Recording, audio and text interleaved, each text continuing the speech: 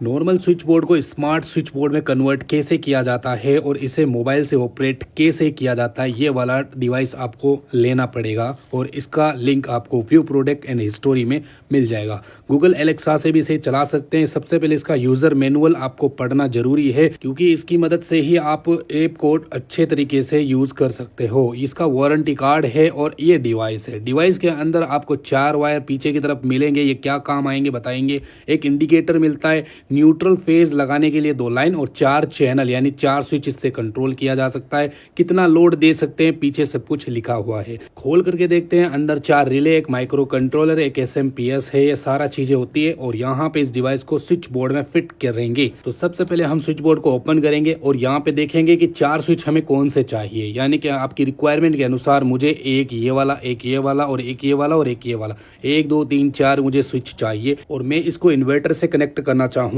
एक इन्वर्टर की लाइन है, एक मेल लाइन है, तो दोनों में से किसी एक में भी कर सकते हो। तो मेरे जो 4 स्विच हैं ये चारों इन्वर्टर से कनेक्टेड हैं। तो इन चारों स्विचेस के चारों वायरों को मैं स्विच से बाहर निकाल दूंगा। और ये 4 स्विच कहाँ से हैं देखो, एक तो इस लाइट के, एक ये फैन और एक ये वाली लाइट और एक ये वाली लाइट। तो 4 स्विच मेरे रिक्वायरमेंट के अनुसार ये 4 पॉइंट यहाँ पे नजर आ रहे हैं। तो वही चारों वायर जो स्विच से निकाले गए, चारों को आप एक एक करके इसके अंदर डाल सकते हैं। तो 4 पॉइंट कंप्लीट हो गए हैं और आगे की तरफ 4 वायर नजर आ रहे हैं। इन चारों वायर को कहाँ कनेक्ट किया जाता है, एक एक स्विच में कनेक्ट कर दे जहां से आपने व्हाइट कलर के वायर को निकाला। इन वायरों का काम क्या है, आप मैनुअली अगर स्विच को दबा करके कोई लोड चलाना चाहते हैं चला सकते हैं और डिवाइस को कनेक्ट डिस्कनेक्ट भी कर सकते हैं इन वायरों की हेल्प से। अब इस डिवाइस को सप्लाई देनी है न्यूट्रल और फेज की। तो न्यूट्रल फेज कनेक्शन करने के बाद मुझे इन्वर्टर के अंदर इसका फेज कनेक्शन देना है। तो मैंने इन्वर्टर के अंदर कनेक्ट कर दिया, न्यूट्रल को न्यूट्रल में कनेक्ट कर दिया, डिवाइस की सप्लाई चालू हो जाती है। अब इसे इंटरनेट से कैसे कनेक्ट करें, मोबाइल में ऐप डाउनलोड करना है और यहाँ पर 5-6 बार स्विच को प्रेस करना है, उसी स्विच को जो डिवाइस से कनेक्ट है।